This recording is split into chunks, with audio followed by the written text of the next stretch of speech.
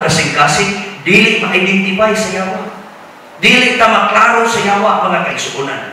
Ang iyang makitaan, mga kaigsuunan, ang imong isulti. Ang imong isulti, kag imong isulti, mao na iyang sakyan. Mao na nga ginatug-anan ta sa Dios nga i-confess nimo unsay imong sala ngadto sa Ginoo. Unsay imong sala nga nabuhat. Nga naman, pagsulti nimo ng yawa kating guulan. Guol kay siya. Sa ilo ako Ginoo, aning akong nabuhat. Imong yung usa-usahon. Imong yung isulti. Daghan kay mga tao karon mga kaigsuunan. Daghan kay mga tao karon nga dili kabalo mo sulti. Dili kabalo mo sulti karon maulaw. Maulaw mo sulti. Oh, daghan mga tao ana. Pero daghan kay mga tao reklamador. Oh, reklamo. Sige reklamo. Ang ilang bata karon gigamit sa pagreklamo. Na manubag di tanang mga kaigsuunan. Oh, manupag ta. Reklamo nga sa gobyerno. Reklamo sa COVID. Hindi sa may COVID, mga kaigsuunan, nakita mo, wala man. No? Kining COVID-19, mga kaigsuunan, gigamit rani para maduol ta nga sa Ginoo. Nya dili ka pasagdahan sa Ginoo, dili ka pagutman sa Ginoo. Sa ka hadlok man dayon ang atong isulti, mga kaigsuunan, kay mahimo mang negatibo. Oh, kay maghunahuna naman ita paglabad sa ulo, maghunahuna nika COVID naman siguro na. Niya, pagsakit sa imong putok-putok, COVID naman siguro na. Pagsakit sa imong dugan, ito COVID naman siguro na. Mahitabog yun, nga maabot ang COVID, nga naman, kanunay ni mong isulti ang mga negatibong butang.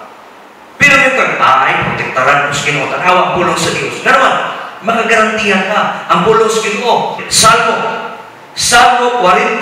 Kung sa iyong ingon sa versikulo 2, ya? Gibitad ako niya gikan sa makuyaw nga gahom, sa gahom nga lapukon. Gipahinuna ako niya sa batong bantiles o gipahilayo sa katalagman.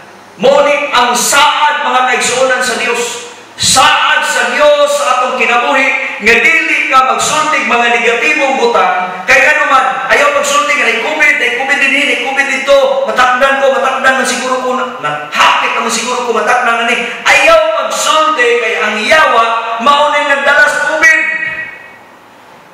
Oh, dili ka pasagdahan kay anak ka sa Dios nga gi-confess na nimo ang imong sala ngadto sa Ginoo, gisugid na nimo unya ang Dios mo pasaylo. Hinumdumi bililhon sa Dios ang imong isulti. Bililhon sa Dios ang imong pulo. Bililhon sa Dios. Pagkalami, mga kaigsuunan, pamation sa diya nga makakanpes ka, makasulti ka, makasugid ka ngadto sa Ginoo. Ano man, ingon siya, limpyuhan ka. Limpyuhan ka sa Dios, mga kaigsuunan. Limpyuhan ka niya. Munay usa sa mga saad sa Dios, mga kaigsuunan nga, bisan pa niya, naan ka sa gahong, mga kaigsuunan, bisan pa naan na ka sa kamatayon. Tanawar mo ba? Ingon ang Salmo 40, versikulo 2, gibitad ako niya gikan sa makuyaw nga gahom, sa ato pa lit-up buhok. Or ingon nato mga kaigsuunan sa literal nga paagi, trabaho sa yawa.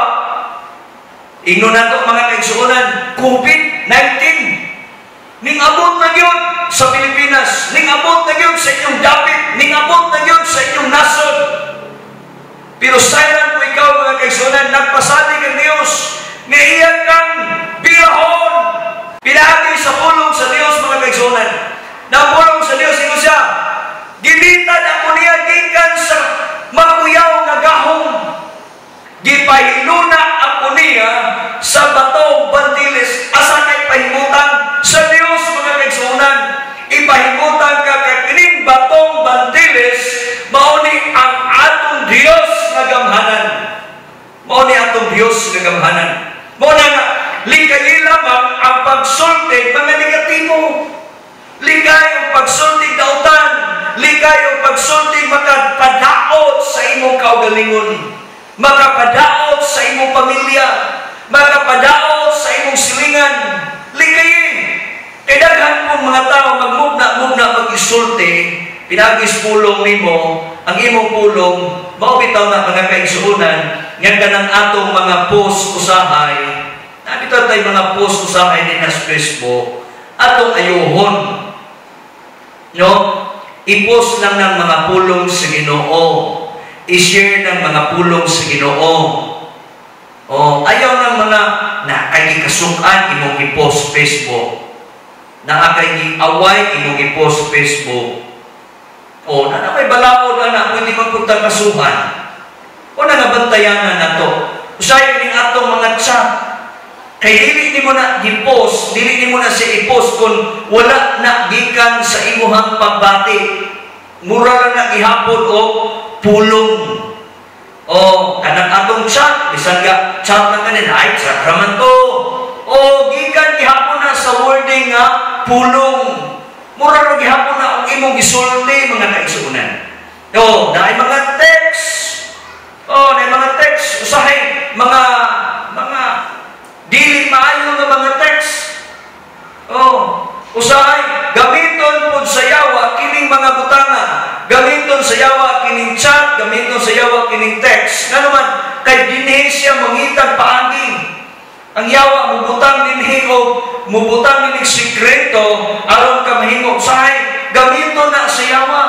Unang bantayanan ang atong isulti. Bantayanan mga kaisulti. Nga naman magbantay mo na pastor. Nga naman magbantay mo tungod kay manubag ka, sumala sa pulong sa Ginoo. Ang imong isulti, manubag ka. Na kana ka imong gitsa, imong gitext, manubag ka ana.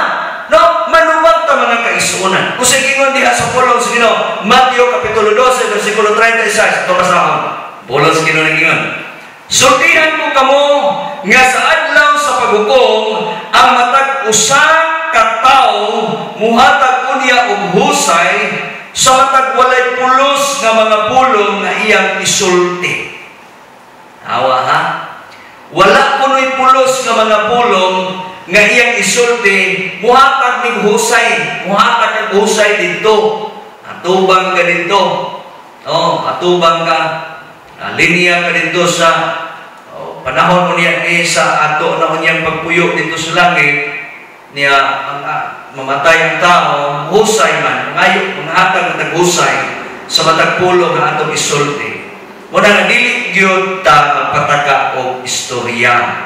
Dili ta magpataka sulti. Kaya nga itong sinultihan binilhon ni hinumdumi igsoon ang pulong Diyos. Unya human kang midawat ni Kristo, gibutang, gipatik, isulod niya, espiritu niya nimo, ang tao sa diha nga giform sa Ginoo, gihoy pa niya sa gininhawa, gihoy pa niya sa hangin na makahatag og ginawa mo to espiritu nga kaigsuonan. Niya mo to'y nakahatag o kinabuhi sa tao. Niya ang imong isulti, sama ra po na nisulti ka sa form sa Ginoo. Niya mo na lagi nga ang tao mga kaigsuonan nga nidawat na ni Kristo Jesus, liwat na sa Ginoo. Kung sabi kinaiya na sa Ginoo, lumo, matinunanon, mahigugmaon, maluluyon, manghihatangon. Mo ni kinaiya sa Dios, dili-dali masuko. Dili-dali masuko. Mo ni kinaiya sa Dios. Unya, yun anak sa ta, dili-dali mo react sa atong kinabuhi. Dunay mga butang na usahay sipyatan sa atong pinulungan. Di ay manubag ta. Manubag na ito. Mahimo din nato nga napit na kabantay mo mga kaigsuonan, kabantay nito mo nga napit na kaisulti nga. Kanapang isulti nimo, dayon pagsulti nimo anak nya makapasakit sa uban, di ka katulog. Di ka katulog. Konsensya ka. Ay, pagwana ko itong isulti. Napit na isulti bitaw nga ay uban nga istorya na god. Dayon pagkanganan ikaw tao sa Ginoo, ayaw yung pataka o connect. Kaya mahimo na na yung ebidensya ang imong isulti. Nga naman, hindi ko ka mamutbot. Hindi ko ta mamutbot. Niya ikaw na dayon mo ingon ay, sikuan mo nagsulti. Anak na dayon, no? Muna nga, dili yun ta magpatakag connect ang kalibutanon ng mga butang. Ano ito yung mga fake news, dili ta magpatakag din ha. Nga naman, manubag ta mga kaigsuonan. Manubag ta. Naman, balik ta mga kaigsuonan. Ingon din sultihan ko kamo nga sa adlaw sa paghukom ang matag usa ka tawo muhatag unya o husay sa matag walay pulos nga pulo nga iyang isulti. Kana kung walay pulos na pulong na iyang isulti, maghatag kag husay ani. No? Muhatag kag husay ani dito. Pangutan-on ka. So muna ka, ang importanteng butang lamang, ang atong isulti, atong nindot na pulong. No? Nindot na pulong. Okay, now, unsa din buhaton nganong bililon man sa Dios ang pulong sa Ginoo? Unsa yang ingon? Unsa yang ingon sa Mateo, Juan kapitulo 14 bersikulo 14. Tanawa, pulong sa Ginoo. Sa diha nga mangayo kahatagan ka. Murisan o pasalig sa Dios mga kaigsuonan. Ang pasalig sa Ginoo mga kaigsuonan sa atong kinabuhi, ha? Unsa yang pasalig? Pulong ni. Pulong ni. Mahitabo ang imong pangayoon pinaagi sa imong gisulti. Tanawa, unsay gisulti din eh. 14. Ingon siya.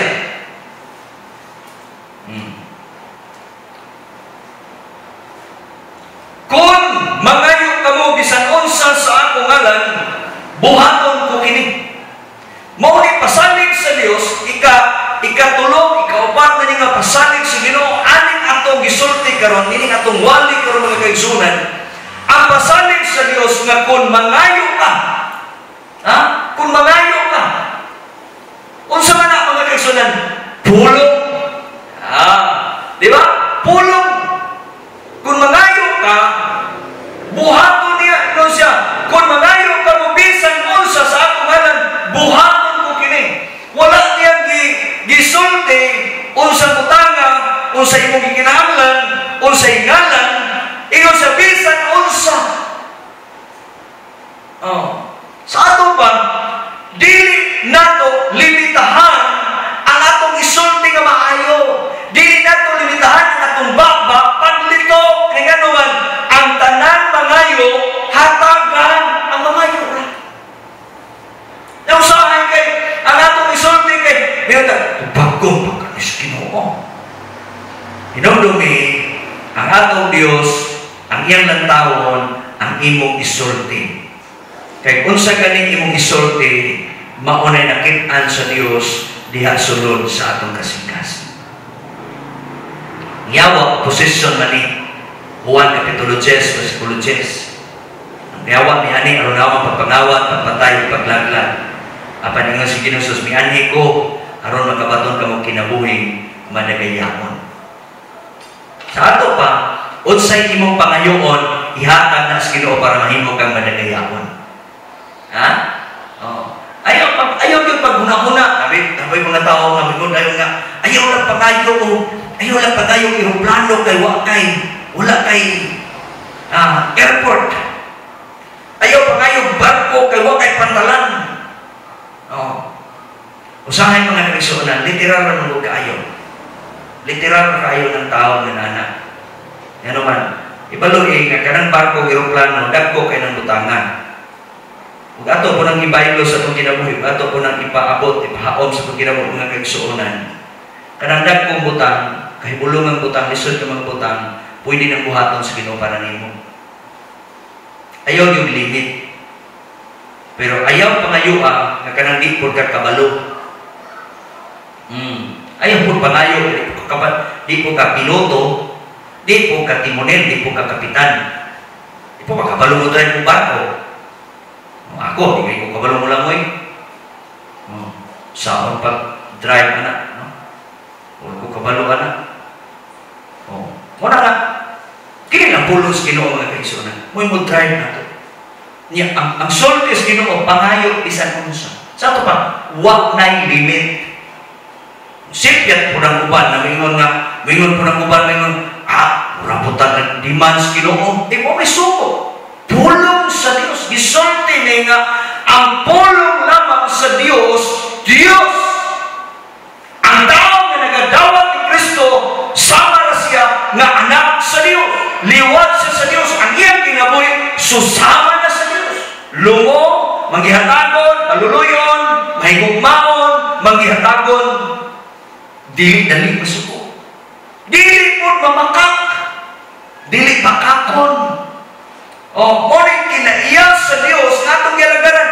Unya karon kay mo reflect para sa itong kinabuhi, mudalaan para sa itong kinabuhi, ang atong kinabuhi karon magsulti ka, sumala sa pulong sa Ginoo nga gisulti dinhi. paghatag nimo bisan unsa.